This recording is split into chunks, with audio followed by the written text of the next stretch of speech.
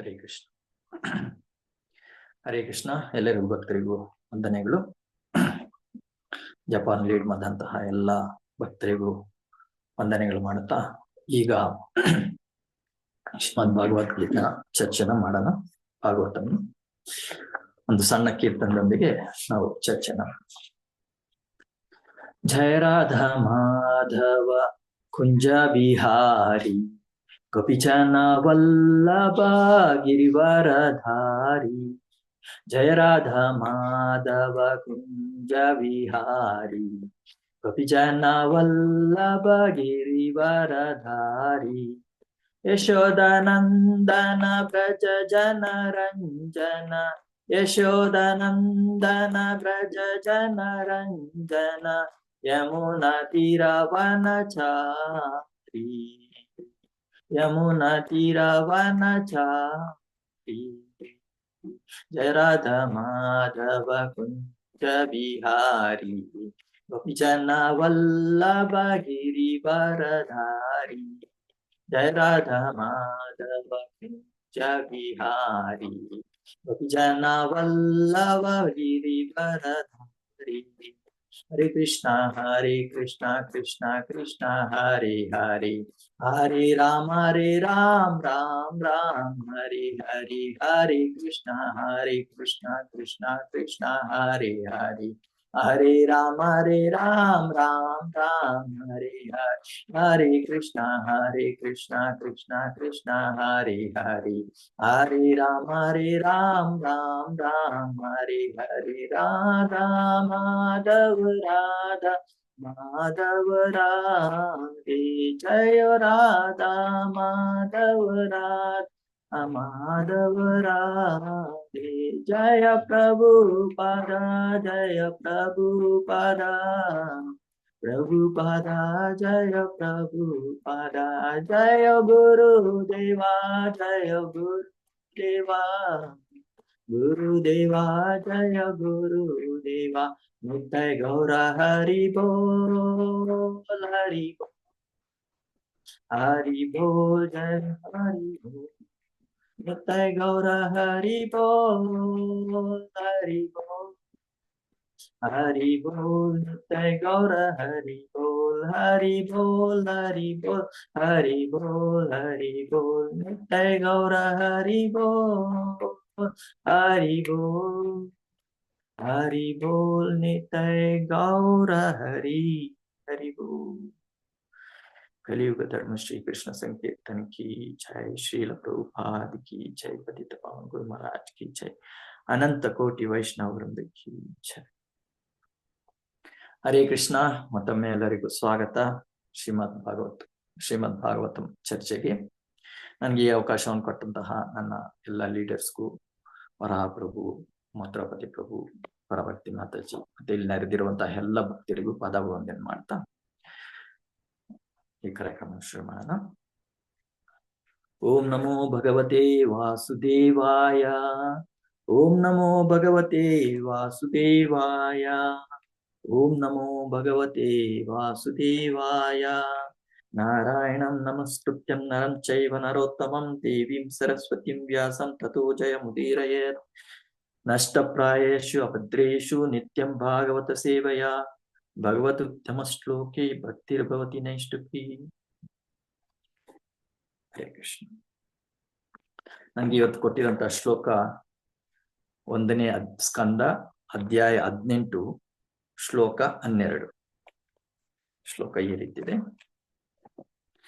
ಕರ್ಮಣ್ಯ ಸ್ಪಿನ್ನ ಸ್ವಾಸೆ ಧೂಮಾ ಧೂರ್ಮಾತ್ಮಾನಂ ಭವನ್ ಅಭಯಾಯತಿ ಗೋವಿಂದ ಪಾದ ಪದ್ಮಾಸವಂ ಮಧು. ಪದದಿಂದ ಪದ.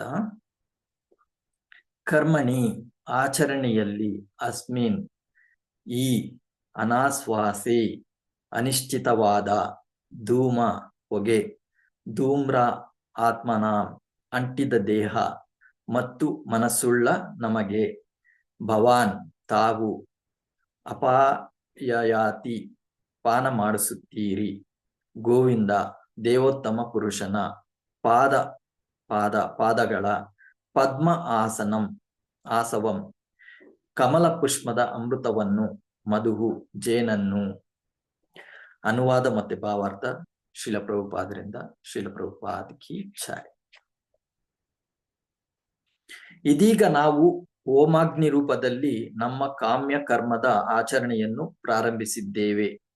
ಆದರೆ ನಮ್ಮ ಕ್ರಿಯೆಗಳಲ್ಲಿ ಅನೇಕ ಲೋಪಗಳಿರುವುದರಿಂದ ಅಂತಿಮ ಫಲದ ಬಗ್ಗೆ ನಮಗೆ ಯಾವುದೇ ನಿಶ್ಚಯವಿಲ್ಲ. ಹೋಮಧೂಮದಿಂದ ನಮ್ಮ ದೇಹಗಳು ಕಪ್ಪಾಗಿವೆ. ಆದರೆ ನೀವು ವಿತರಿಸುತ್ತಿರುವ ದೇವೋತ್ತಮ ಪರಮಪುರುಷ ಗೋವಿಂದನ ಪಾದಕಮಲಗಳ ಅಮೃತದಿಂದ ನಾವು ವಾಸ್ತವವಾಗಿ ಸಂತುಷ್ಟರಾಗಿದ್ದೇವೆ. ಭಾವಾರ್ಥ: ನೈಮಿಷಾರಣ್ಯದ ಋಷಿಗಳು ಒತ್ತಿಸಿದ್ದ ಹೋಮಾಗ್ನಿಯು ಅನೇಕ ದೋಷಗಳ ಕಾರಣ ನಿಶ್ಚಿತವಾಗಿಯೂ ಧೂಮ ಮತ್ತು ಸಂಶಯಗಳಿಂದ ಕೂಡಿತ್ತು. ಈ ಕಲಿಯುಗದಲ್ಲಿ ಅಂತಹ ಹೋಮ ವಿಧಿಗಳನ್ನು ಸಮರ್ಥವಾಗಿ ನಡೆಸಬಲ್ಲ ನಿಷ್ಣಾತರಾದ ಬ್ರಾಹ್ಮಣರ ತೀರ ಅಭಾವವೇ ಮೊದಲ ದೋಷ. ಇಂತಹ ಯಜ್ಞಗಳಲ್ಲಿ ಉಂಟಾಗುವ ಯಾವುದೇ ದೋಷವು ಇಡೀ ಯಜ್ಞವನ್ನು ಹಾಳು ಮಾಡುತ್ತದೆ. ಆದ್ದರಿಂದಾಗಿ ಫಲವು ಕೂಡ ಅನಿಶ್ಚಿತವಾಗುತ್ತದೆ. ವ್ಯವಸಾಯದಲ್ಲಿ ದೋಷ ಕಂಡಾಗ ಬೆಳೆಯು ಅನಿಶ್ಚಿತವಾಗುವುದನ್ನು ಇದಕ್ಕೆ ಹೋಲಿಸಬಹುದು. ಭತ್ತದ ಗದ್ದೆಗಳನ್ನು ಮಾಡುವವರ ಸಂಕಲ್ಪವು ದೈವದತ್ತವಾದ ಮಳೆಯನ್ನು ಅವಲಂಬಿಸಿರುತ್ತದೆ. ಆದುದರಿಂದಲೇ ಅಲ್ಲಿ ಫಲ ಅನಿಶ್ಚಿತ. ಅದೇ ಪ್ರಕಾರ ಈ ಕಲಿಯುಗದಲ್ಲಿ ಯಾವುದೇ ಬಗೆಯ ಯಜ್ಞಾಚರಣೆಯೂ ಕೂಡ ಅನಿಶ್ಚಿತ. ವಿವೇಚನಾ ರಹಿತರು, ಲೋಭಿಗಳು ಆದ ಕಲಿಯುಗದ ಬ್ರಾಹ್ಮಣರು ಅಮಾಯಕರಾದ ಜನರನ್ನು ಅಂತಹ ಅನಿಶ್ಚಿತ ಯಜ್ಞಗಳನ್ನು ಮಾಡಲು ಪ್ರೇರೇಪಿಸುತ್ತಾರೆ. ಭಗವಂತನ ಪುಣ್ಯನಾಮದ ಸಾಮೂಹಿಕ ಸಂಕೀರ್ತನೆ ಎಂಬ ಯಜ್ಞವನ್ನು ಬಿಟ್ಟು ಈ ಕಲಿಯುಗದಲ್ಲಿ ಬೇರೆ ಯಾವುದೇ ಫಲದಾಯಕವಾದ ಯಜ್ಞಾಚರಣೆಯೂ ಇಲ್ಲ ಎಂಬ ಶಾಸ್ತ್ರವನ್ನು ಅವರು ಮರೆಮಾಚುತ್ತಾರೆ. ಸೂತ ಮುನಿಗಳು ಭಗವಂತನ ದಿವ್ಯ ಲೀಲೆಗಳನ್ನು ಋಷಿ ಸಮೂಹದ ಮುಂದೆ ನಿರೂಪಿಸುತ್ತಿದ್ದರು. ಈ ದಿವ್ಯ ಲೀಲೆಗಳ ಕಥಾಶ್ರವಣದ ಫಲವನ್ನು ಆಗಲೇ ಅವರು ಕಾಣುತ್ತಿದ್ದರು. ಆಹಾರವನ್ನು ತೆಗೆದುಕೊಂಡವನು ಅದರ ಪರಿಣಾಮವನ್ನು ತಕ್ಷಣವೇ ಅನುಭವಿಸುವಂತೆ ಭಗವಂತನ ಕಥಾಶ್ರವಣದ ಫಲವನ್ನು ತಕ್ಷಣವೇ ಋಷಿಗಳು ಅನುಭವಿಸುತ್ತಿದ್ದರು. ಆಧ್ಯಾತ್ಮಿಕ ಸಾಕ್ಷಾತ್ಕಾರವು ಕ್ರಿಯಾಶೀಲವಾಗುವುದು ಹೀಗೆ. ನೈಮಿಷಾರಣ್ಯದ ಋಷಿಗಳು ವಾಸ್ತವವಾಗಿ ಹೋಮ ಧೂಮದಿಂದ ಪೀಡಿತರಾಗಿದ್ದರು. ಫಲದ ಬಗ್ಗೆ ಅವರಿಗೆ ಸಂದೇಹವಿತ್ತು. ಆದರೆ ಸೂತ ಮುನಿಯವರಂತಹ ಸಾಕ್ಷಾತ್ಕಾರ ಪಡೆದ ವ್ಯಕ್ತಿಯಿಂದ ಶ್ರವಣ ಮಾಡಿದ ಮೇಲೆ ಅವರಿಗೆ ಸಂಪೂರ್ಣ ತೃಪ್ತಿಯಾಯಿತು. ಬ್ರಹ್ಮವೈವರ್ತ ಪುರಾಣದಲ್ಲಿ ವಿಷ್ಣುವು ಶಿವನಿಗೆ ಹೇಳುತ್ತಾನೆ, ಕಲಿಯುಗದಲ್ಲಿ ಅನೇಕ ಬಗೆಯ ಉದ್ವಿಗ್ನತೆಗಳಿಗೆ ಒಳಗಾಗಿರುವ ಜನರು ಕಾಮ್ಯ ಕರ್ಮ ಮತ್ತು ತಾತ್ವಿಕ ಮನೋಕಲ್ಪನೆಗಳಲ್ಲಿ ವ್ರತ ತೊಡಗಿರುತ್ತಾರೆ. ಆದರೆ ಯಾವಾಗ ಅವರು ಭಕ್ತಿ ಸೇವೆಯಲ್ಲಿ ಮಗ್ನರಾಗುತ್ತಾರೋ ಆಗ ಫಲವು ಖಂಡಿತ ಮತ್ತು ನಿಶ್ಚಿತವಾಗುತ್ತದೆ. ಶಕ್ತಿ ನಾಶವು ಆಗುವುದಿಲ್ಲ. ಬೇರೆ ಮಾತುಗಳಲ್ಲಿ ಹೇಳಬೇಕೆಂದರೆ ಆಧ್ಯಾತ್ಮಿಕ ಸಾಕ್ಷಾತ್ಕಾರಕ್ಕಾಗಿ ಅಥವಾ ಐಹಿಕ ಲಾಭಕ್ಕಾಗಿ ಭಗವಂತನಿಗೆ ಭಕ್ತಿ ಸೇವೆ ಸಲ್ಲಿಸದೆ ಮಾಡಿದ ಯಾವುದು ಫಲ ಕೊಡಲಾರದು. ಓಂ ತತ್ಸತ್. ಶಿಲ ಪ್ರಭುಪಾದ ಕಿ ಜೈ. ಓಂ ಅಜ್ಞಾನತಿಮಿರಾಂಧಸ್ಯ ಜ್ಞಾನಾಂಜನಶಲಾಕಯ ಚಕ್ಷುರುಂ ಉನ್ಮಿಲಿತಂ ಯೇನ ತಸ್ಮೈ ಶ್ರೀ ಗುರವೇ ನಮಃ. ಶ್ರೀ ಚೈತನ್ಯ ಮನೋಭೀಷ್ಟಂ ಸ್ಥಾಪಿತಂ ಯೇನ ಭೂತಲೆ ಸ್ವಯಂ ರೂಪಾ ಕದಾ ಮಹ್ಯಂ ದದಾತಿ ಸ್ವಪದಾಂಕಿತಂ. ವಂದೇಹಂ ಶ್ರೀ ಗುರು ಶ್ರೀಯುತಪದ ಕಮಲಂ ಶ್ರೀ ಗುರುನ್ ವೈಷ್ಣವಾಂಶ ಶ್ರೀ ರೂಪಂ ಸಾಗ್ರಜಾತಂ ಸಹಗಣ ರಘುನಾಥಾನ್ವಿತಂ ತಂ ಸಜೀವಂ ಸಾದ್ವೈತಂ ಸಾವಧೂತಂ ಪರಿಜನ ಸಹಿತಂ ಕೃಷ್ಣ ಚೈತನ್ಯ ದೇವಂ ಶ್ರೀ ರಾಧಾ ಕೃಷ್ಣ ಪಾದಾನ್ ಸಹಗಣ ಲಲಿತಾ ಶ್ರೀ ವಿಶಾಖಾನ್ವಿತಾಂಶ್ಚ. ಹೇ ಕೃಷ್ಣ ಕರುಣಾ ಸಿಂಧು ದೀನಬಂಧು ಜಗತ್ಪತಿ ಗೋಪೇಶ ಗೋಪಿಕಾ ಕಾಂತ ರಾಧಾ ಕಾಂತ ನಮಸ್ತುತೆ. ತಪ್ತ ಕಾಂಚನ ಗೌರಾಂಗಿ ರಾಧೆ ವೃಂದಾವನೇಶ್ವರಿ ವೃಷಭಾನುಸುತೆ ದೇವಿ ಪ್ರಣಮಾಮಿ ಹರಿಪ್ರಿಯೆ. ವಾಂಛಾ ಕಲ್ಪತರುವಸ್ಯ ಕೃಪಾ ಸಿಂಧು ಏವ ಚ ಪತಿತಾನಾಂ ಪಾವನೇಭ್ಯೋ ವೈಷ್ಣವೇಭ್ಯೋ ನಮೋ ನಮಃ. ನಮೋ ವಿಷ್ಣುಪದಾಯ ಕೃಷ್ಣಪೃಷ್ಠಾಯ ಭೂತಲೆ ಶ್ರೀಮತಿ ಭಕ್ತಿವೇದಾಂತ ಸ್ವಾಮೀತಿ ನಾಮಿನಿ ನಮಸ್ತೆ ಸರಸ್ವತಿ ದೇವಿ ಗೌರವಾಣಿ ಪ್ರಚಾರಿಣಿ ನಿರ್ವಿಶೇಷ ಶೂನ್ಯವಾದಿ ಪಾಶ್ಚಾತ್ಯ ದೇಶಧಾರಿಣಿ ಜಯ ಶ್ರೀ ಕೃಷ್ಣ ಚೈತನ್ಯ ಪ್ರಭು ನಿತ್ಯಾನಂದ ಶ್ರೀ ಅದ್ವೈತ ಗದಾಧರ ಶ್ರೀವಾಸಾದಿ ಗೌರಭಕ್ತ ವೃಂದ ಹರಿ ಕೃಷ್ಣ ಕೃಷ್ಣ ಕೃಷ್ಣ ಹರಿ ಹರಿ ಹರಿ ರಾಮ ರಾಮ ರಾಮ ಹರಿ ಹರಿ. ಹರೇ ಕೃಷ್ಣ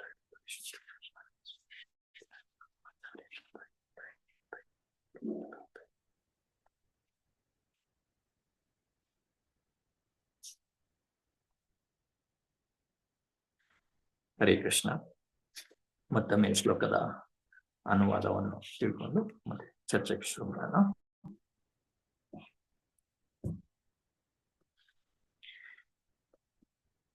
ಇದೀಗ ನಾವು ಓಮಾಗ್ನಿ ರೂಪದಲ್ಲಿ ನಮ್ಮ ಕಾಮ್ಯ ಕರ್ಮದ ಆಚರಣೆಯನ್ನು ಪ್ರಾರಂಭಿಸಿದ್ದೇವೆ. ಆದರೆ ನಮ್ಮ ಕ್ರಿಯೆಗಳಲ್ಲಿ ಅನೇಕ ಲೋಪಗಳಿರುವುದರಿಂದ ಅಂತಿಮ ಫಲದ ಬಗ್ಗೆ ನಮಗೆ ಯಾವುದೇ ನಿಶ್ಚಯವಿಲ್ಲ. ಹೋಮ ಧೂಮದಿಂದ ನಮ್ಮ ದೇಹಗಳು ಕಪ್ಪಾಗಿವೆ. ಆದರೆ ನೀವು ವಿತರಿಸುತ್ತಿರುವ ದೇವೋತ್ತಮ ಪರಮಪುರುಷ ಗೋವಿಂದನ ಪಾದಕಮಲಗಳ ಅಮೃತದಿಂದ ನಾವು ವಾಸ್ತವವಾಗಿ ಸಂತುಷ್ಟರಾಗಿದ್ದೇವೆ. ಸೊ ನಮ್ಗೆ ಇದು ಪ್ರಭುಪಾದರು ಕೊಟ್ಟಂತಹ ಅನುವಾದದಿಂದ ತುಂಬಾ ಕ್ಲಿಯರ್ ಆಗಿ ಅರ್ಥ ಆಗ್ತಾ ಇದೆ ಯಾವುದರಿಂದ ನಮ್ಗೆ ಸಂತೋಷ ಆಗುತ್ತೆ, ಯಾವುದರಿಂದ ನಮ್ಗೆ ಸಂತೋಷ ಆಗೋದಿಲ್ಲ ಅಂತೇಳಿ. ಸೊ ಇಲ್ಲಿ ನಾವು ಹಲವಾರು ದಿನಗಳಿಂದ ಪ್ರತಿದಿನ ಬೆಳಗ್ಗೆ ಭಾಗವತನ ಚರ್ಚೆ ಮಾಡ್ತಾ ಇದ್ದೀವಿ. ನಾವು ಈಗ ಪರೀಕ್ಷಿತ ಮಹಾರಾಜ ಮತ್ತೆ ಕೃಷ್ಣನ ಲೀಲೆಗಳನ್ನ ಚರ್ಚೆ ಮಾಡ್ತಾ ಇದ್ವಿ. ಸೊ ಇಲ್ಲಿ ಸೌನಕಾದಿ ಮುನಿಗಳು, ಸೌನಕಾದಿ ಋಷಿಗಳು ಏನ್ ಮಾಡ್ತಿದ್ದಾರೆ, ಎಲ್ಲರೂ ಒಂದ್ ಕಡೆ ನೈಮಿಷಾರಣ್ಯ ಅನ್ನೋ ಸ್ಥಳದಲ್ಲಿ ಸೇರಿ, ಇದು ಉತ್ತರ ಭಾರತದಲ್ಲಿದೆ ನೈಮಿಷಾರಣ್ಯ, ಈಗೂ ಕೂಡ ಅದು ಪ್ಲೇಸ್ ಇದೆ. ಅದು ಸುಮಾರು 130 ಕಿಲೋಮೀಟರ್ ಅಂತತಹ ಒಂದು ದೊಡ್ಡ ಜಾಗ. ಅದರಲ್ಲಿ ಸುಮಾರು 18,000 ಋಷಿ ಮುನಿಗಳು ಒಂದು ಕಡೆ ಸೇರಿ ಯಜ್ಞ ಯಾಗಾದಿಗಳನ್ನು ಮಾಡೋದಕ್ಕೆ ಶುರು ಮಾಡ್ತಾರೆ. ಯಾಕಂದ್ರೆ ನಾವು ಇವಾಗ ಚರ್ಚೆ ಮಾಡ್ತಾ ಇರೋ ರೀತಿ ಪರೀಕ್ಷಿತ ಮಹಾರಾಜರು ಅವರು ತಮ್ಮ ಎಲ್ಲ ರಾಜಾಸನವನ್ನು, ತಮ್ಮ ಎಲ್ಲ ಆಸ್ತಿ, ಎಲ್ಲ ಏನೇನಿದೆ ಎಲ್ಲನೂ ಅವರ ಮಗನಿಗೆ ಒಪ್ಪಿಸಿ ಭಗವಂತನ ಲೀಲೆಗಳನ್ನು, ಅಂದ್ರೆ ಋಷಿ ಮುನಿಗಳ ಹತ್ರ ಚರ್ಚೆ ಮಾಡ್ತಾ ಇರ್ತಾರೆ. ಏನಂತ, ನನಗೆ ಇನ್ನೊಂದು 7 ದಿನ ಮಾತ್ರ ಇದೆ, ಈ 7 ದಿನದಲ್ಲಿ ನಾನು ಭಗವತ್ ಪ್ರಾಪ್ತಿ ಹೇಗೆ ಪಡೆದುಕೊಳ್ಳೋದು ಅಂತ. ಎಲ್ಲರಿಗೂ ಗೊತ್ತಿರುವಂತೆ ಪರೀಕ್ಷಿತ ಮಹಾರಾಜ ಆಲ್ರೆಡಿ ಕೃಷ್ಣನನ್ನು ಅವರ ತಾಯಿಯ ಗರ್ಭದಲ್ಲಿರುವಾಗೆ ದರ್ಶನ ಮಾಡಿರ್ತಾರೆ. ಅವರು ದೊಡ್ಡ ಭಕ್ತರಾಗಿರ್ತಾರೆ. ಆದ್ರೂ ಅವ್ರಿಗೆ ಸಿಕ್ಕಿರುವಂತಹ ವರ ನಮ್ಗೆ ಯಾರಿಗೂ ಸಿಗೋದಕ್ಕೆ ಚಾನ್ಸ್ ಇಲ್ಲ. ಯಾಕಂದ್ರೆ ಈಗ ಏನಾಗಿದೆ, ಆ ಬ್ರಾಹ್ಮಣ, ನಾವು ಅದನ್ನೇ ಚರ್ಚೆ ಮಾಡ್ತಾ ಇರೋದು, ಬ್ರಾಹ್ಮಣ ಪುತ್ರನ ಶಾಪ ಅಂತ ನಾವು ಓದ್ತಾ ಇದ್ದೀವಿ ಅಂತ ಹೇಳಿದೆ. ಪರೀಕ್ಷಿತ ಮಹಾರಾಜನಿಗೆ ಬ್ರಾಹ್ಮಣ ಕುಮಾರನ ಶಾಪ. ಈ ಶಾಪದಲ್ಲಿ ಏನ್ ಹೇಳ್ತಾರೆ, 7 ದಿನಕ್ಕೆ ನೀವು ಆವಿನ ಕಡಿತದಿಂದ ಸಾಯ್ತೀರಾ ಅಂತ ಅವ್ರು ಶಾಪ ಕೊಡ್ತಾರೆ. ಸೊ ನಮ್ಗೆ ಅವ್ರಿಗೆ ಗೊತ್ತಾಯ್ತು ಇನ್ನು 7 ದಿನದಲ್ಲಿ ಇರ್ತೀವಿ ಅಂತ. ಆದ್ರೆ ನಮ್ಗೆ ಗೊತ್ತಿಲ್ಲ, ನಾವ್ ಯಾವ ಕ್ಷಣದಲ್ಲಿ ಬೇಕಾದ್ರೂ ನಾವು ಈ ದೇಹವನ್ನು ಬಿಟ್ಟು ಹೋಗ್ಬೋದು. ಸೊ ಇಲ್ಲಿ ಆ ಸಮಯದಲ್ಲಿ ಅವರು ಎಲ್ಲ ಋಷಿಗಳು ಮುನಿಗಳ ಹತ್ರ ಚರ್ಚೆ ಮಾಡ್ಕೊಂಡು ಹೋಗ್ತಾರೆ. ಅವಾಗ ಈ ನೈಮಿಷಾರದಲ್ಲಿ ಎಲ್ಲ ಋಷಿಗಳು ಒಂದು ಕಡೆ ಸೇರ್ತಾರೆ. ಆಗ ಈ ಸೂತ ಗೋಸ್ವಾಮಿಯವರು ಈ ಕೃಷ್ಣ ಮತ್ತೆ ಪರೀಕ್ಷಿತ ಮಹಾರಾಜ ಇನ್ನು ಹಲವಾರು ರೀತಿಯ ಲೀಲೆಗಳನ್ನ ಚರ್ಚೆ ಮಾಡ್ತಾ ಇರ್ತಾರೆ. ಸೊ ಈ 18,000 ಋಷಿಗಳು ಏನ್ ಮಾಡ್ತಾರೆ, ಇನ್ನು ಕಲಿ ಬಂದ್ಬಿಡ್ತಾರೆ. ಆ ಕಲಿಯಿಂದ ನಾವು ಈ ಸಾಮಾನ್ಯ ಜನನ ಅಥವಾ ಈ ಕಲಿಯುಗದ ದೋಷಗಳನ್ನು ತಡಿಬೇಕಾದ್ರೆ ಒಂದು ಯಜ್ಞಗಳನ್ನ ಮಾಡೋಣ ಅಂತೇಳಿ, ಅದು ಏನು ಸಾಮಾನ್ಯವಾದ ಯಜ್ಞ ಅಲ್ಲ, ಅದು 1,000 ವರ್ಷಗಳಷ್ಟು ಮಾಡುವಂತಹ ಯಜ್ಞ, ಅದನ್ನ ಶುರು ಮಾಡಿರ್ತಾರೆ. ಸೊ ಅವರು ಏನ್ ಹೇಳ್ತಾ ಇದ್ದಾರೆ ನೋಡಿ, ಇದೀಗ ನಾವು ಓಮಾಗ್ನಿ ರೂಪದಲ್ಲಿ ನಮ್ಮ ಕಾಮ್ಯ ಕರ್ಮದ ಆಚರಣೆಯನ್ನು ಪ್ರಾರಂಭಿಸಿದ್ದೇವೆ. ಆದರೆ ನಮ್ಮ ಕ್ರಿಯೆಗಳಲ್ಲಿ ಅನೇಕ ಲೋಪಗಳಿರುವುದರಿಂದ ಅಂತಿಮ ಫಲದ ಬಗ್ಗೆ ನಮಗೆ ಯಾವುದೇ ನಿಶ್ಚಯವಿಲ್ಲ. ಸೊ ಇದು ನಮ್ಗೆ ಒಂದು ಇಂಟ್ ಬರ್ತಾ ಇದೆ, ಏನಂತ ಹೇಳಿದ್ರೆ ಈ ಕಲಿಯುಗದಲ್ಲಿ ಈ ಹೋಮ ಯಜ್ಞಗಳಿಗೆ ಅವು ಅಷ್ಟು ಫಲಿತ ಕೊಡೋದಿಲ್ಲ ಅಂತ ಹೇಳಿ ನಾವು ಆಲ್ರೆಡಿ ಎಲ್ಲ ಡಿಸ್ಕಸ್ ಮಾಡಿದ್ವಿ. ಭಕ್ತಿ ವೃಕ್ಷದಲ್ಲಿ ಕೂಡ ಇದನ್ನ ನಮ್ಮ ಲೀಡರ್ಸು ಮತ್ತೆ ಪ್ರಚಾರಕರು ಎಲ್ಲ ಹೇಳಿರ್ತಾರೆ. 4 ರೀತಿಯಾದಂತಹ ಯುಗಗಳಿದ್ದಾವೆ: ಸತ್ಯಯುಗ, ದ್ವಾಪಾರ ಯುಗ, ಸತ್ಯಯುಗ, ತ್ರೇತಾಯುಗ, ದ್ವಾಪಾರ ಯುಗ ಮತ್ತೆ ಕಲಿಯುಗ. ಒಂದೊಂದು ಯುಗದಲ್ಲಿ ಭಗವಂತನ ಕೃಪೆ ಪಡ್ಕೊಳ್ಳೋದಿಕ್ಕೆ ಒಂದೊಂದು ರೀತಿಯಾದ ಒಂದು ಸಾಧನ ಅಂತ ಹೇಳ್ಬೋದು, ಒಂದು ರೀತಿಯಾದ ಆಚರಣೆ ಅಂತ ಹೇಳ್ಬೋದು. ಸತ್ಯಯುಗದಲ್ಲಿ ತಪಸ್ಸಾಗಿರುತ್ತೆ, ತ್ರೇತಾಯುಗದಲ್ಲಿ ಯಜ್ಞ ಯಾಗಾದಿಗಳಾಗಿರುತ್ತೆ, ಮತ್ತೆ ದ್ವಾಪಾರ ಯುಗದಲ್ಲಿ ಮುಖಚರ್ಯೆ ಅಂದ್ರೆ ಭಗವಂತನ ಪೂಜೆ ಪುನಸ್ಕಾರಗಳು ಇರುತ್ತೆ. ಮತ್ತೆ ಈ ಕಲಿಯುಗದಲ್ಲಿ ನಾಮರೂಪ ಕಲಿರೂಪ ಅಂತ ಹೇಳ್ತಾರೆ. ಈ ಕಲಿಯುಗದಲ್ಲಿ ನಾಮರೂಪದಲ್ಲಿ ಭಗವಂತ ಇದ್ದಾರೆ. ಸೊ ಇಲ್ಲಿ ಏನ್ ಮಾಡ್ತಾ ಇದ್ರೆ, ಈ ಕಲಿಯುಗ ಆಲ್ರೆಡಿ ಸ್ಟಾರ್ಟ್ ಆಗಿದೆ. ನಾವು ಏನ್ ಡಿಸ್ಕಸ್ ಮಾಡ್ತಾ ಇದೀವಿ ಇದರಲ್ಲಿ ಕಲಿಯುಗ ಆಲ್ರೆಡಿ ಸ್ಟಾರ್ಟ್ ಆಗಿದೆ. ಆವಾಗ ಈ ಋಷಿಗಳೆಲ್ಲ ನಾವು ಲಾಸ್ಟ್ ಟೈಮ್ ಡಿಸ್ಕಸ್ ಮಾಡಿರುವಾಗ ಒಂದು ಗ್ಯಾಪ್ ಇರುತ್ತಲ್ಲ, ಒಂದು ದ್ವಾಪಾರ ಯುಗದಿಂದ ಕಲಿಯುಗಕ್ಕೆ ಒಂದು ಸೆಂಟ್ರಲ್ ಅಂತ ಹೇಳ್ತೀವಿ. ಆಗ ಈ ಚೇಂಜಸ್ ನಡೀತಾ ಇರುತ್ತೆ. ಆವಾಗ ಕೆಲವೊಂದು ಆಚರಣೆಗಳು ದ್ವಾಪಾರ ಯುಗದಲ್ಲಿ ನಡೀತಾ ಇರುತ್ತೆ. ಆ ತರ ಆಚರಣೆಗಳನ್ನು ಮಾಡ್ತಾ ಅಥವಾ ಯಜ್ಞ ಯಾಗಾದಿಗಳನ್ನು ಮಾಡ್ತಾ ಈ ಕಲಿಯುಗದ ಪ್ರಭಾವವನ್ನು ಸ್ವಲ್ಪ ತಡೆಗಟ್ಟಬಹುದು ಅಂತ ಹೇಳಿ ಈ ಋಷಿ ಮುನಿಗಳೆಲ್ಲ ಏನ್ ಮಾಡ್ತಾರೆ, ಒಂದು ಕಡೆ ಸೇರಿ ನೈಮಿಷಾರಣ್ಯ ಅನ್ನೋ ಒಂದು ಪ್ಲೇಸ್ ಅಲ್ಲಿ ಸೇರಿ ಯಜ್ಞ ಯಾಗಾದಿಗಳನ್ನು ಮಾಡೋದಕ್ಕೆ ಶುರು ಮಾಡ್ತಾರೆ. ಆಗ ಪರೀಕ್ಷಿತ ಮಹಾರಾಜರು ಅಲ್ಲಿ ಬಂದಿರ್ತಾರೆ. ಬಂದು ಎಲ್ಲರ ಹತ್ರ ಡಿಸ್ಕಸ್ ಮಾಡ್ತಾರೆ. ಅವಾಗ ಅವರಿಗೆ ಸುಖಮುನಿಗಳ ಪರಿಚಯ ಆಗುತ್ತೆ. ಅವರು ಕೃಷ್ಣ ಲೀಲೆಗಳನ್ನ ಚರ್ಚೆ ಮಾಡ್ತಾ ಇರ್ತಾರೆ. ಆ ಚರ್ಚೆನೆ ಇಲ್ಲಿ ಸೂತ ಮುನಿಗಳು ಸೌನಕಾದಿ ಋಷಿಗಳಿಗೆ ಹೇಳ್ತಾ ಇರ್ತಾರೆ ಈ ಲೀಲೆಗಳನ್ನ. ಅದರಿಂದನೇ ಅವ್ರು ಏನ್ ಹೇಳ್ತಾ ಇದ್ದಾರೆ ನೋಡಿ, ಹೋಮ ಧೂಮದಿಂದ ನಮ್ಮ ದೇಹಗಳು ಕಪ್ಪಾಗಿವೆ, ಆದರೆ ನೀವು ವಿತರಿಸುತ್ತಿರುವ ದೇವೋತ್ತಮ ಪರಮ ಪುರುಷ ಗೋವಿಂದನ ಪಾದ ಕಮಲಗಳ ಅಮೃತದಿಂದ ನಾವು ವಾಸ್ತವವಾಗಿ ಸಂತುಷ್ಟರಾಗಿದ್ದೇವೆ. ಕ್ಲಿಯರ್ ಕಟ್ ಆಗಿ ಹೇಳ್ತಾ ಇದ್ದಾರೆ. ಏನಂತ ಹೇಳ್ತಾ ಇದ್ದಾರೆ ಅಂದ್ರೆ, ಈ ಹೋಮ ಯಜ್ಞಾದಿಗಳನ್ನು ಮಾಡ್ತಾ ಇದ್ರು ಕೂಡ ನಮ್ಗೆ ಆ ರೀತಿಯಾದ ಸಂತೋಷ ಸಿಗ್ತಾ ಇಲ್ಲ. ಆದ್ರೆ ನೀವು ಏನು ಈ ಕೃಷ್ಣ ಮತ್ತೆ ಪರೀಕ್ಷಿತನ ಲೀಲೆಗಳನ್ನು ವಿವರವಾಗಿ ನಮ್ಗೆ ತಿಳಿಸ್ತಾ ಇದ್ದೀರಾ, ಅದನ್ನ ತಿಳ್ಕೊಳ್ತಾ ಇದ್ರೆ ನಮ್ಗೆ ಹೃದಯದಲ್ಲಿ ಸಂತೋಷವಾಗ್ತಾ ಇದೆ, ಮನಸ್ಸಿನಲ್ಲಿ ಸಂತೋಷವಾಗ್ತಾ ಇದೆ. ಸೊ ಇಲ್ಲಿ ನಾವು ಭಗವದ್ಗೀತೆಯಲ್ಲೂ ಕೂಡ ಭಗವಂತ ಹೇಳ್ತಾರೆ 2 ರೀತಿಯಾದ ನಿದ್ರೆಗಳು ಅಂತ ಹೇಳ್ತಾರೆ. ಯಾವುದು ಅಂತ ಹೇಳಿದ್ರೆ, ನಾವು ಆಧ್ಯಾತ್ಮಿಕ ಜ್ಞಾನವನ್ನು ತಿಳಿದುಕೊಳ್ಳದೆ ಈ ಭೌತಿಕ ಪ್ರಪಂಚದಲ್ಲಿ ಈ ಶರೀರದಲ್ಲಿ ಮಾಡುವಂತಹ ನಿದ್ದೆ ಒಂದು. ಇನ್ನೊಂದು ಬಂದ್ಬಿಟ್ಟು ಆಧ್ಯಾತ್ಮಿಕ ಜ್ಞಾನ ಇರುತ್ತೆ, ಆದ್ರೆ ಅದರ ಕಡೆ ನಾವು ಹೋಗೊಡದೆ ಅದನ್ನು ದೂರ ಮಾಡಿ, ಆ ಜ್ಞಾನ ಇದೆ ಸತ್ಯ ಅಂತ ಗೊತ್ತು, ಆಧ್ಯಾತ್ಮಿಕ ಜ್ಞಾನ ಸತ್ಯ, ಭಗವಂತ ಇದ್ದಾರೆ, ಅವರ ಬಗ್ಗೆ ತಿಳಿದುಕೊಳ್ಬೇಕು, ಅವ್ರ ಬಗ್ಗೆ ಚರ್ಚೆ ಮಾಡಬೇಕು ಅನ್ನೋದು ಗೊತ್ತಿರುತ್ತೆ. ಆದ್ರೆ ಆ ಕಡೆ ಹೋಗುಡದೆ ನಾವು ದೂರ ಇರೋದು, ಅದು ಒಂದು ರೀತಿಯಾದ ನಿದ್ದೆ ಅಂತೇಳಿ ಭಗವದ್ಗೀತೆಯಲ್ಲಿ ಕೃಷ್ಣ ಹೇಳ್ತಾರೆ. ಅದೇ ರೀತಿ ಇಲ್ಲಿ ನಾವು ಯಜ್ಞದ ಬಗ್ಗೆ ಹೇಳ್ತಾ ಇರ್ಬೇಕಾದ್ರೆ ಈ ಹೊಗೆ ಕೂಡ 2 ರೀತಿಯಾಗಿದೆ ಅಂತ ಹೇಳ್ತಾ ಇದ್ದಾರೆ. ಯಾವ ರೀತಿ ಅಂತ ಹೇಳಿದ್ರೆ, ಒಂದು ನಾರ್ಮಲ್ ಏನು ಯಜ್ಞ ಮಾಡುವಾಗ ಹೊಗೆ ಬಂದು ಕಪ್ಪಾಗಿ ಹೊಗೆ ಬರುತ್ತೆ, ಅದರಿಂದ ನಮ್ಮ ಕಣ್ಣೆಲ್ಲ ಉರಿಯೋದು ಅದೆಲ್ಲ ಆಗುತ್ತೆ.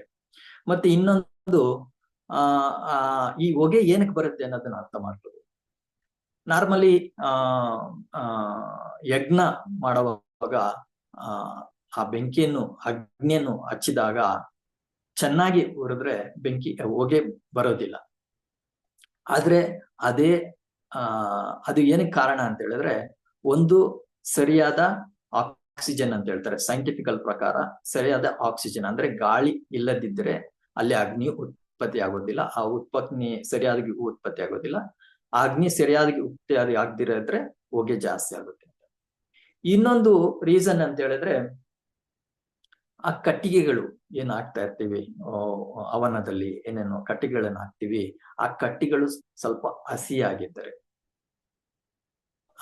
ಸ್ವಲ್ಪ ತ್ಯಾವವಾಗಿದ್ದರೆ ಆದ್ರಿಂದ ಕೂಡ ಹೊಗೆ ಜಾಸ್ತಿ ಬರುತ್ತೆ.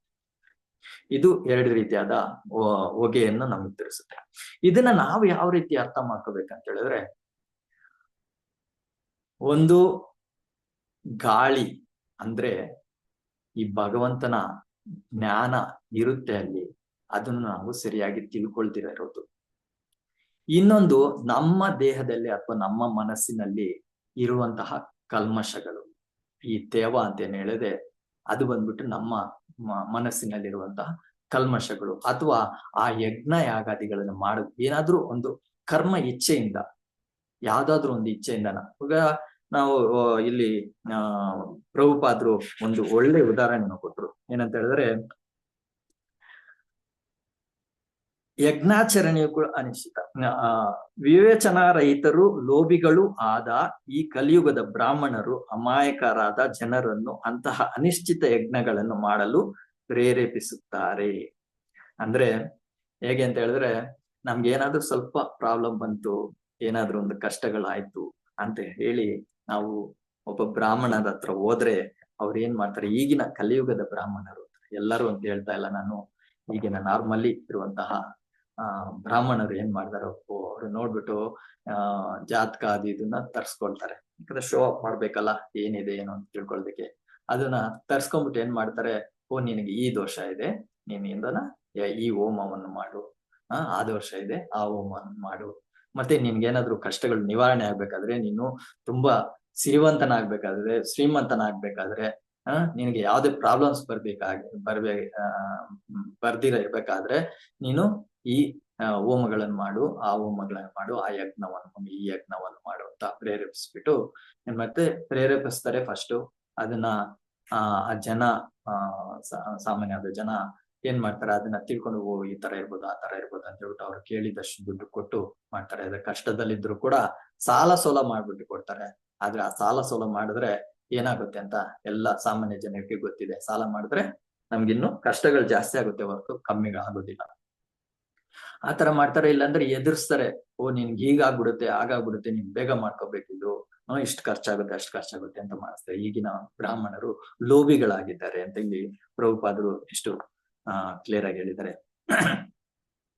ಸೊ ಆ ರೀತಿ ಆಗಿರುವಾಗ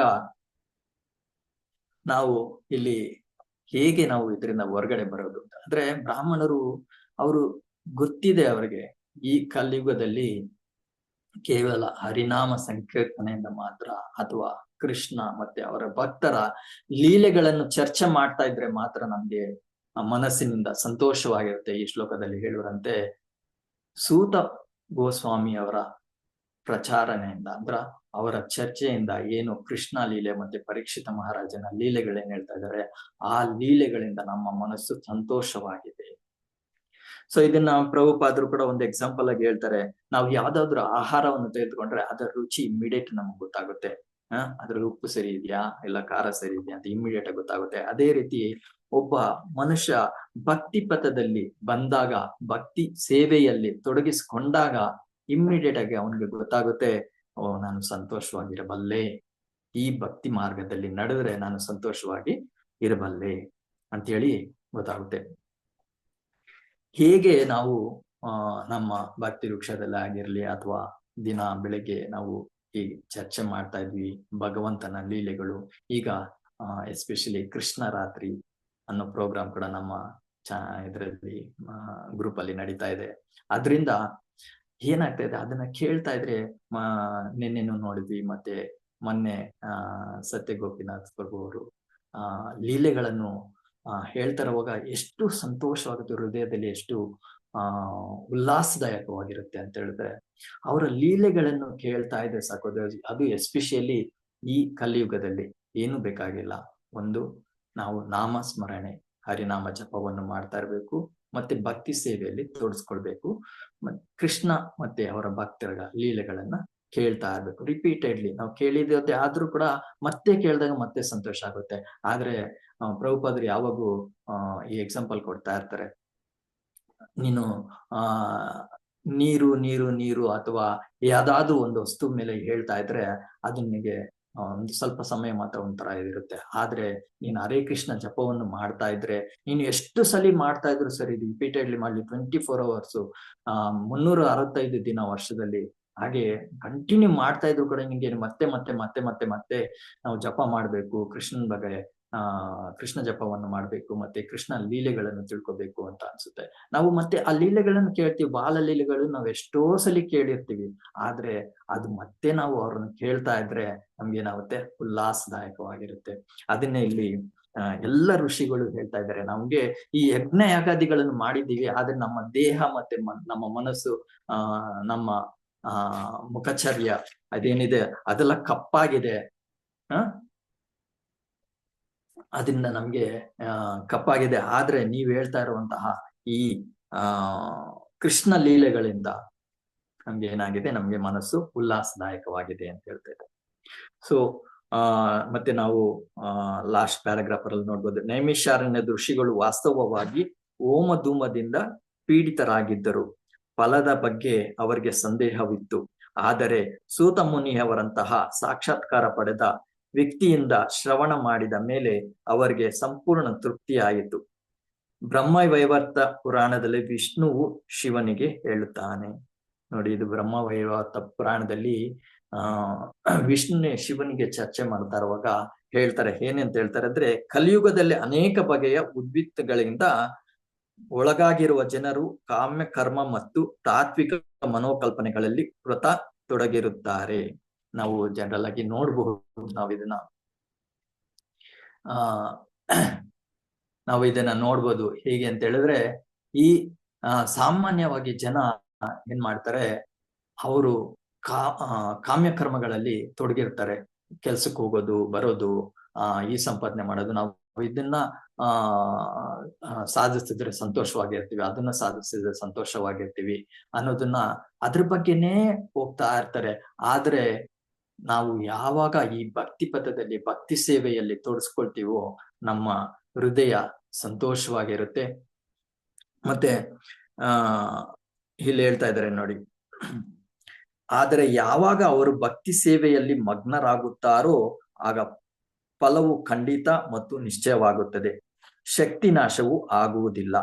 ಬೇರೆ ಮಾತುಗಳಲ್ಲಿ ಹೇಳಬೇಕೆಂದರೆ, ಆಧ್ಯಾತ್ಮಿಕ ಸಾಕ್ಷಾತ್ಕಾರಕ್ಕಾಗಿ ಅಥವಾ ಐಹಿಕ ಲಾಭಕ್ಕಾಗಿ ಭಗವಂತನಿಗೆ ಭಕ್ತಿ ಸೇವೆ ಸಲ್ಲಿಸದೆ ಮಾಡಿದ ಯಾವುದೂ ಫಲ ಕೊಡಲಾರದು.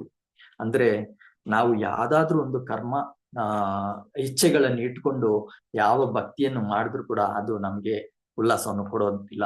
ಆದ್ರೆ ಭಕ್ತಿ ಸೇವೆಯಲ್ಲಿ ಭಗವಂತನ ಇಚ್ಛೆ ಏನಿದೆ, ನಮ್ಗೆ ಯಾವ ಕಷ್ಟ ಆದ್ರೂ ಪರವಾಗಿಲ್ಲ, ಆದ್ರೆ ಭಗವಂತನಿಗೆ ಇದರಿಂದ ಸಂತೋಷ ಆಗ್ತದೆ ಅಂತ ಹೇಳಿದ್ರೆ ಅಂತ ತಿಳ್ಕೊಂಡು ನಾವು ಆ ಸೇವೆಯನ್ನು ನಾವು ಮಾಡ್ತಾ ಇದ್ರೆ ಸಾಕು, ನಮ್ಗೆ ಸಂತೋಷವನ್ನು ಕೊಡುತ್ತೆ.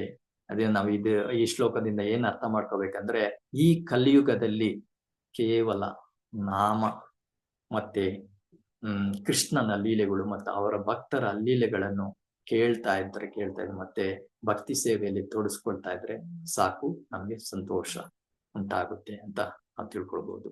ಮತ್ತೆ ಇನ್ನೊಂದು ಏನಂತ ಹೇಳಿದ್ರೆ, ಇವತ್ತು ಅದು ಎಸ್ಪೆಷಲಿ ಈ ದಿನ ಬಲರಾಮ ಜಯಂತಿ. ಅವರು ನಮಗೆ ಏನು ಈ ಕೃಷ್ಣನ ಲೀಲೆ ಆಗ್ಲಿ ಅಥವಾ ಅವರು ಸಾಕ್ಷಾತ್ ಗುರು ಆಗಿರೋದ್ರಿಂದ ಅವರ ಪ್ರಾರ್ಥನೆಯನ್ನು ಮಾಡಿದ್ರೆ ನಮ್ಗೆ ಭಕ್ತಿ ಪಥದಲ್ಲಿ ಬೇಗ ಚೇತರಿಸ್ಕೊಳ್ಬಹುದು. ನಮ್ಮ ಏನು ದೋಷಗಳಿದೆ ಅದನ್ನೆಲ್ಲ ನಿವಾರಿಸಿ ನಾವು ಕೃಷ್ಣ ಭಕ್ತಿಯಲ್ಲಿ ತೊಡಗಿಸ್ಕೊಂತ ಅನುಕೂಲ ಮಾಡಿಕೊಡಿ ಅಂತ ನಾವು ಬಲರಾಮನಿಗೆ ಪ್ರಾರ್ಥನೆ ಮಾಡ್ತಾ ಇವತ್ತಿನ ಈ ಶ್ಲೋಕವನ್ನ ಚರ್ಚೆನ ನಿಲ್ಲಿಸ್ತೀನಿ. ಶ್ರೀಮದ್ ಭಾಗವತಂ ಕಿ ಜೈ, ಶ್ರೀಲ ಪ್ರಭುಪಾದ್ ಕಿ ಜೈ, ಪತಿತ ಪಾವನ ಗುರು ಮಹಾರಾಜ್ ಕಿ ಜೈ, ಅನಂತ ಕೋಟಿ ವೈಷ್ಣವ ವೃಂದ ಕಿ ಜೈ. Hare Krishna Prabhu. Hare Krishna. Thank you very much, Radha Krishna Premai Prabhu, for your wonderful explanation. So we'll keep it open. I have one small PPT on Balaram Jayanti. After participants interacting with you, then another 5 minutes I will take, then we will wind up the class. Hare Krishna. So over to all of you. Hare Krishna. Yes, Mataji. ಹರೇ ಕೃಷ್ಣ ಪ್ರಭು. ಇವತ್ತು ಚೆನ್ನಾಗಿ ಹೇಳಿದ್ರಿ ಪ್ರಭು. ಅಂದ್ರೆ ಕೃಷ್ಣ ಲೀಲೆ ಅಥವಾ ಭಗವಂತನ ಲೀಲೆ ಎಷ್ಟ್ ಸತಿ ಕೇಳಿದ್ರು ನಮ್ಗೆ ಆ ಒಂದು ಇಟರ್ನಲ್ ಹ್ಯಾಪಿನೆಸ್ ಅನ್ನೋದು ಸಿಗತ್ತೆ. ಬೇರೆದೆಲ್ಲಾನು ಈ ಭೌತಿಕ ಜಗತ್ತಿನಲ್ಲಿ ನಾವ್ ಏನೇ ಕೇಳಿದ್ರು ಒಂದ್ಸತಿ ಎರಡ್ ಸತಿ ಮೂರನೇ ಸತಿ ಅಯ್ಯೋ ಇದೇ ನಾ ಎಷ್ಟ್ ಸತಿ ಹೇಳ್ತೀಯ ಅಂತ ಹೇಳ್ತೀವಿ. ಆದರೆ ಕೃಷ್ಣನ್ ಲೀಲೆ ಎಷ್ಟ್ ಸತಿ ಕೇಳಿದ್ರು ಆ ದಾಮೋದರ್ ಲೀಲೆ ಆಗಿರ್ಬೋದು ಅಥವಾ ಗೋವರ್ಧನ್ ಲೀಲೆ ಆಗಿರ್ಬೋದು, ಏನೂ ಇಲ್ಲ ಕೃಷ್ಣ ನಡ್ಕೊಂಡ್ ಬರೋದು ಹೇಳಿದ್ರು ನಮ್ಗೆ ಅಷ್ಟು ಖುಷಿ ಆಗುತ್ತೆ. ಅಯ್ಯೋ ಏನು ಡಿಫ್ರೆಂಟ್ ಆಗಿ ಕಾಣುತ್ತೆ. ಸೊ ಇದನ್ನ ಚೆನ್ನಾಗಿ ಎಕ್ಸ್ಪ್ಲೇನ್ ಮಾಡಿದ್ರಿ ಪ್ರಭು. ಇನ್ನೊಂದೇನಂದ್ರೆ ಕಲಿಯುಗದಲ್ಲಿ ಎಲ್ಲಾನು ಕಲ್ಮಶದಿಂದ ಕೂಡಿರುತ್ತೆ. ಸೊ ಯಾವ್ದೇ ಹೋಮ ಆಗ್ಲಿ ಹವನ ಆಗ್ಲಿ ಯಾವುದೇ ಆಗ್ಲಿ ಅದು ಹೇಗೆ ಅಂದ್ರೆ ಈಗ ನಮ್ಗಿರುವಂತ ಇಂಪರ್ಫೆಕ್ಟ್ ಸೆನ್ಸಸ್ ಅದ್ರಲ್ಲಿ ನಾವು ಯಾವ್ದನ್ನ ಗ್ರಾಸ್ ಮಾಡ್ಬೇಕು ಅಂದ್ರೆ ಕೃಷ್ಣ ಭಕ್ತಿ ನಾವು ತಗೊಂಡಾಗ ನಮ್ಗೆ ಅದು ಪ್ಯೂರಿಫಿಕೇಶನ್ ಪ್ರಾಸೆಸ್ ಅಲ್ಲಿ ಸ್ಟಾರ್ಟ್ ಆಗುತ್ತೆ ಪ್ರಭು. This is my understanding. Thank you ಪ್ರಭು. ಹರೇ ಕೃಷ್ಣ. ಹರೇ ಕೃಷ್ಣ ಪ್ರಭು. ದಂಡವತ್ ಪ್ರಣಾಮ್ to all the assemble devotees. ಪ್ರಭುಜಿ, ಇವತ್ತಿನ ಕ್ಲಾಸ್ ತುಂಬಾ ಚೆನ್ನಾಗಿತ್ತು ಪ್ರಭುಜಿ. ಇವತ್ತಿನ ವಿಷಯ ಇನ್ನೊಂದು ಮುಖ್ಯವಾದದ್ದು ವಿಷಯನ ಶೇರ್ ಮಾಡ್ಕೊಂಡ್ರಿ. ಸೊ ಆಲ್ವೇಸ್ ಇಲ್ಲ ಪ್ರಭುಪಾದ್ರು ಹೇಳ್ತಿರ್ತಾರೆ, ನೀರು ನೀರು ನೀರು ಅಂತ ಹೇಳಿದ್ರೆ ಆ ದಾಹನ ಹಿಂಸಕ್ಕಾಗಲ್ಲ. ಅದು ನೀರ್ ಕುಡ್ದಾಗ ಮಾತ್ರ ಆ ದಾಹ ಹಿಂಗದು. ಆದ್ರೆ ಬಟ್ ನಾಮದಲ್ಲಿರೋ ಒಂದು ಶಕ್ತಿ ಹೇಗಿರುತ್ತೆ ಅಂದ್ರೆ, ನಾವು ಶುದ್ಧ ಭಕ್ತಿಯಿಂದ ನಾಮನ ಉಚ್ಚಾರಣೆ ಮಾಡ್ತಿದ್ದಾಗೇನೆ ಆ ಒಂದು ಪ್ಯೂರಿಟಿ, ನಾವು ಕೃಷ್ಣನ ಜೊತೆ ಸಂಗತಿಯನ್ನ ಪಡಿಬಹುದು ಅನ್ನೋದನ್ನ ವಿಷಯನ ತುಂಬಾ ಸ್ಪಷ್ಟವಾಗಿ ಅರ್ಥ ಮಾಡಿಸ್ಕೊಟ್ರಿ. ಸೊ ಇದು ಒಂದು ನನ್ನ ಟೇಕ್ ಅವೇ ಪಾಯಿಂಟ್. ಮತ್ತೆ this is what my take away point ಪ್ರಭು. ಹರೇ ಕೃಷ್ಣ ಪ್ರಭು. ಆಮೇಲೆ ನಮ್ಮ ಕಲಿಯುಗದಲ್ಲಿ ನಾವು ಯಾವಾಗ ಬೇಕಾದ್ರೂ ದೇಹನ ಬಿಡ್ಬೋದು. It is very short time. So we should be very eager. ನಾವು ಯಾವಾಗ್ಲೂ ಜಪ ಮಾಡ್ಬೇಕಾಗಿರ್ಬೇಕಾದ್ರೂ ನಾವ್ ಅನ್ಕೋಬೇಕು this is the last moment. So ಹರಿಯಪ್ಪ ಅನ್ನೋ ತರ ಇರ್ಬೇಕು. ಸೊ ಆ ವಿಷಯನೂ ಕೂಡ ತುಂಬಾ ಸ್ಪಷ್ಟವಾಗಿ ಹೇಳ್ಕೊಟ್ರಿ ಪ್ರಭುಜಿ. Thank you so much. Hare Krishna.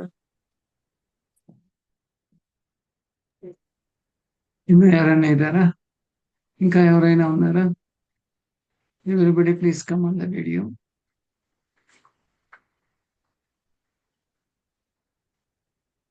Hare Krishna ಪ್ರಭುಜಿ. Krishna ರಾತ್ರಿ ಪ್ರೋಗ್ರಾಮ್ ಚೆನ್ನಾಗಿ ನಡೀತಾ ಇದೆ ಅಲ್ಲ ಪ್ರಭು. ಅದ್ರ ಬಗ್ಗೆ ಹೇಳಿದ್ವಿ. ಎಷ್ಟು ಕೇಳಿದ್ರು ಕೃಷ್ಣ ಲೀಲೆಗಳು ಎಷ್ಟು ಕೇಳಿದ್ರು ಇನ್ನ ಕೇಳೋಣ ಅನಿಸ್ತಾ ಇರ್ತದೆ ಅಲ್ಲ ಪ್ರಭು. ಆ ತರ ಚೆನ್ನಾಗಿ ಹೇಳಿದ್ವಿ. ಮತ್ತೆ ಕೃಷ್ಣನ ಜಪ ಮಾಡುವುದರಿಂದ ನಮ್ಮ ಮನಸ್ಸು ಸಂತೋಷ ಆಗ್ತದೆ ಅಂತ, ಎಷ್ಟು ಮಾಡಿದ್ರು ನಮ್ಗ ಮಾಡೋಣ ಅನಿಸ್ತಾ ಇರ್ತದೆ ಅಂತ ಚೆನ್ನಾಗಿ ಹೇಳಿದ್ರಿ ಪ್ರಭು. ದಂಡವತ್ ಪ್ರಣಾಮ್ ಪ್ರಭು. Hare Krishna. Hare Krishna. Anybody else? So I have few points there. So in the Naimisharanya, all the sages have shared and they are doing the yajna. So the smoke has been covered them. But in the meanwhile, Sutta Goswami, when he was narrating and the pastime, the Amrita Leela, the Madhurya in the pastimes, it is so pacifying them. It is so wonderful. It is a nectarian for them. They were really enjoying it. So when Sutta Goswami is glorifying, it is nothing but it is a kirtan, Harinama Kirtan. During the Harinama Kirtan, and only this is the only panacea where we get every disease, cured in this material world. Mainly the bhavaroga, the stress, the anxiety, and everything. So, even at the last pair, Srila Prabhupada mentions that in Brahma Vaivarta Purana, Vishnu tells Shiva that in the age of Kali, men full of anxieties of various kinds can mainly labor in fruitive activity and philosophical speculations. But when they are engaged in devotional service, the result is sure to certain. There is no loss of energy. Otherwise, this simply is Shema Yevahi Kevalam. Nothing performed for spiritual realization or material benefit can be successful without the devotional service to the Lord. So, the devotional service for Krishna is so potent and so powerful that it can deliver anybody.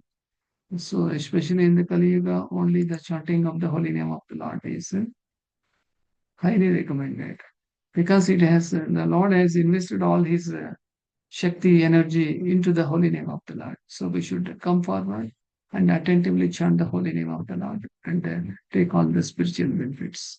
So wish you all blissful Balram Purnima, Balram Jayanti today.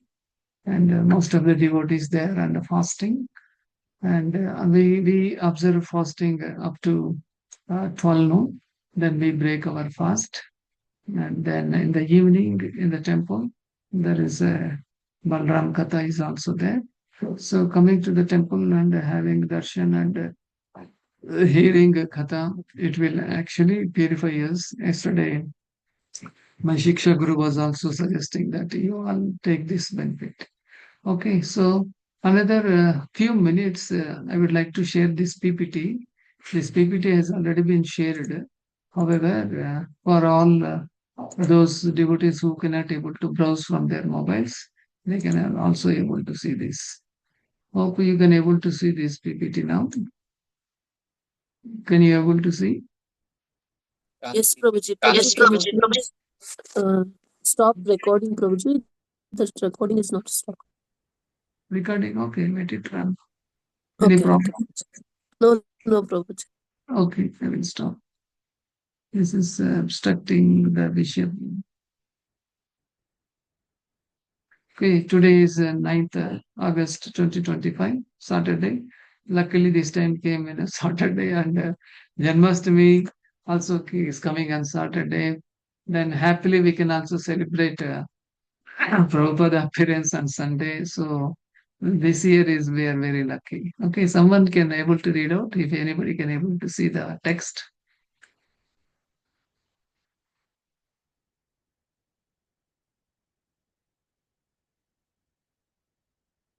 Balaram is the direct expansion of Krishna, comes from Krishna right side of the body.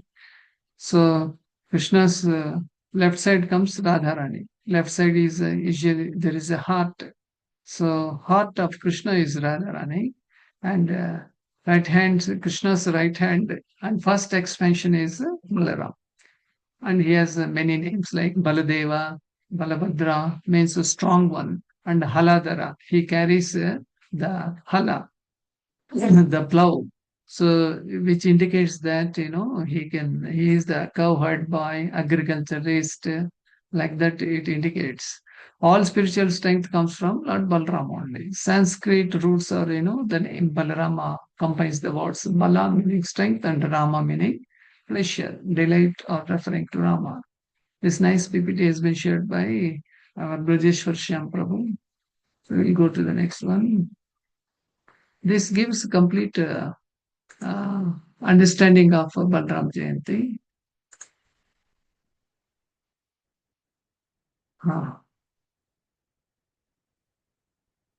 So one more name of Balram is Sankarshan. And here Sankarshan means someone who is born by the method of transferring one woman's garbha womb to another woman's garbha womb. This method today, modern technology is called surrogacy. So in Dwapara Yuga, Kamsa had imprisoned his sister Devaki, and Vasudeva's sixth child was also killed by the wicked king. Devaki was very upset and began praying to Vishnu for help. One night, Vishnu appeared in Devaki's dream and said that the divine king of snakes, Sheshanaga, would be born as her seventh child. He told her that the child would not be killed by Kamsa. Miraculously, a baby that was conceived in Devaki's womb was transferred to the womb of Rohini, Vasudeva's another wife. This baby was the elder brother of Krishna. Balrama was born in the village of Gokul in the full moon month of the Shravana. So we are also in the Shravana month now by today, 9th August 2025. So this is where his younger brother Krishna, the eighth born, also joined him later. He was named Rama, but came to be known as Balarama, which means strong Rama or superior strength. So in this way, Lord Baladev was transferred from Mother Devaki to Mother Rohini. So that's a spiritual surrogacy. And these days we adapt that surrogacy method. Okay, this is the last but one slide. Both Balrama and Krishna are the same with the two major differences. So this is actually for kids.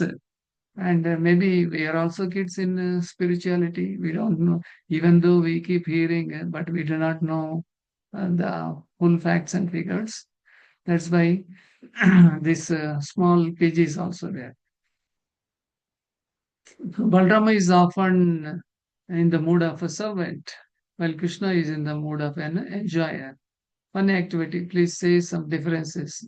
So here in this picture we can find Krishna is he is holding the flute. He is having peacock feather, and Balrama is in a different color.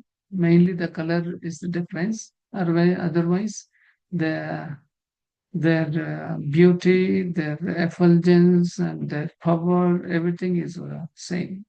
So this is the last slide. Balram represents the original Guru Tattva.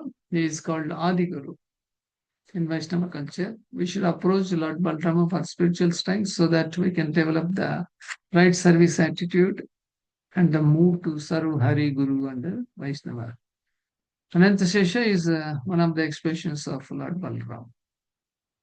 Okay, in the Treta Yuga, Balrama's incarnation is known as Lakshmana to assist Rama. Okay, so when he assisted Lord Rama, because Lord Rama used to give a lot of orders and instructions, so he was unable to follow, because when Mother Sita was pregnant, he ordered Lakshmana, you go and leave her in the middle of the forest. Then Lakshmana was taken back. What is this? How can I leave my own mother?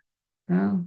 So he thought, why Rama is giving so many instructions? It's very, I'm obligated. It's very difficult for me. Then he decided, next avatar, I will not come like this. I will come as elder brother. Then I can able to instruct my younger brother. So he appeared as Balaram, and he usually easily gets anger, and he gives a lot of instructions for Krishna. Krishna, being humble, he obeys. Yes, yes, yes, yes, my dear brother. Yes, yes, I will do, I will do. But Krishna will do his own works. In this way, they both have performed wonderful pastimes. So demons killed by Lord Balrama were, these are the major. Then Kasur, and another one is Pralambasur. These are the two demons. Okay, this is a small pitch for all of us. So who gave birth to Balram? Anybody can say. You can all unmute. After this, we go to the Rohini, Devaki, or Yashoda? Rohini. Rohini. Prabhuji. Rohini. Okay. Then Yashoda gave birth to? Yashoda gave birth to Dash. One girl, Mayadevi. Subhadra. Subhadra Devi. Okay. Balram gained knowledge under the charge of which guru? Vasishta? Sandipani. Sandipani Muni. Yes, correct. Okay. Balram's wife? Revati, Subhadra, Revati. Okay. So in which auspicious day Lord Balaram appeared? And must make all Yeah. First A, B are not suiting, so we say it is a Rakhi Purnama. Okay. Then which demon was killed by Balrama? Just now we discussed it. Perukasura. And Pralambasura. so what is the weapon of Balram? Plow. Plow. With the plow, he could able to kill, and he could able to do agriculture also, tilling the land. Okay. Father name of Lord Baladev? Vasudeva, because Vasudeva had many wives. Rohini. Okay. So what does the term Bala signifies here? Strength. So Bala, both it signifies physical strength and spiritual strength. So what we should pray To give spiritual strength. Yeah. Balaram among Braj is called. Dauji. Last one. By what name Balaram is referred to? Lakshmana. Hari Bol. Okay, so thank you very much. So enjoy Balram Jayanti. So how Prabhu enjoying? We are on fasting, you know. Yeah. So voluntary accepting a kind of risk or penance or sacrifice gives us the spiritual strength. It gives spiritual strength to our mind, our body, and completely to our soul. So on this day of Balram Jayanti, Balram Purnima, chant more rounds and read Balrama's pastimes. So the same Balrama appeared in this Kali Yuga 550 years ago. He is Nityananda. When we go back, when he appeared as Balram, then he appeared as Lakshman. They used to kill so many people. Like Lakshman also killed so many, and Balram also he killed so many. And in the Kali Yuga, the same Lakshmana, Balram appeared as Nityananda, but he did not kill anyone, but he could able to kill the demonic qualities within the person. So the best example is Jagai and Madai, and they were the most sinful fellows, and they have done all kinds of sins and tortured people like anything. But what Nityananda did, he bestowed the blessings of Lord Chaitanya Mahaprabhu. And because of Chaitanya Mahaprabhu blessings, and they became wonderful acharyas. Jagadananda, what is another name? Jagai and Madai. Jagadananda Pandit and Madhavananda Pandit. They became famous Pandits. Their statues we can still see in Mayapur. So the point of understanding here is, the demonic qualities within us, kama, krodha, mada, moha, machirya, will be completely vanquished by chanting the holy name of the Lord, by following some simple austerities. Now, up to 12 noon, if we can observe the fasting, then we will naturally develop divine qualities. Okay, so thank you very much for staying with us, and we will wind up the session, and we will go with the announcements and prize to be offered. Hare Krishna.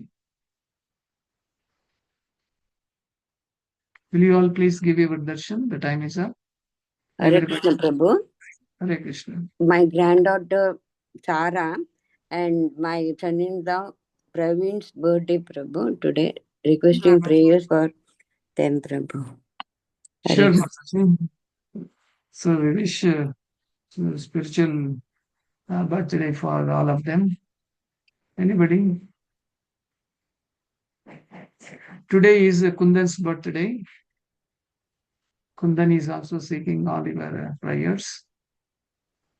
So we have birthday babies like Kundan, Sara, and Malini Mataji's son-in-law. So, will you all please come on the video? Neelamma Mataji, Malini Mataji, Adi Mataji, Anuradha, Prabhavati, Gayatri, Bhargav. So Sara is there on the line? No. Sara cannot. You need to wake up. Okay, Kundan is there on the line? On the video? Hare Krishna. Thank you, devotees, for all your blessings. I really need all of your prayers on this day. Please pray for my spiritual progress. Hare Krishna. Thank you again. Okay, we all wish you a blissful Krishna conscious birthday, Kundan. Okay, anybody else? Okay, we have done. And we'll go with the chanting of the holy name of the Lord 3 times and Gauranga.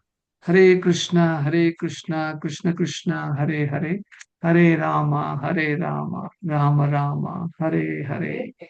Gauranga, Gauranga, Gauranga. Vancha kalpatarabhyasya kripa sindhubhya eva cha पतितानां पावनेभ्यो वैष्णवेभ्यो नमो नमः।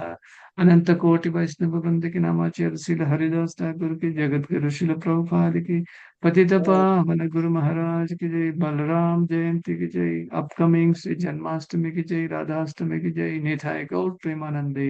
हरि हरि बोल। Thank you very much. Have a wonderful Balram Jayanti. Hare Krishna Hare प्रभु। कृष्ण प्रभु जी, हरे धन्यवाद कृष्ण प्रणाम। Today Krishna Ratri program is shifted to the temple. Krishna Ratri program is shifted to the temple today, and I will try to share the YouTube channel. And tomorrow, that is the 10th August, will be the last Krishna Ratri program. 21st day, I think. So His Grace Chakradhari Prabhu, who is the ISKCON Temple President of Vijayawada, he is coming and giving his wonderful association. So tomorrow you please join. Okay? Hare Krishna. हरे कृष्ण प्रभु। हरे कृष्ण प्रभु जी, दंडोत प्रणाम।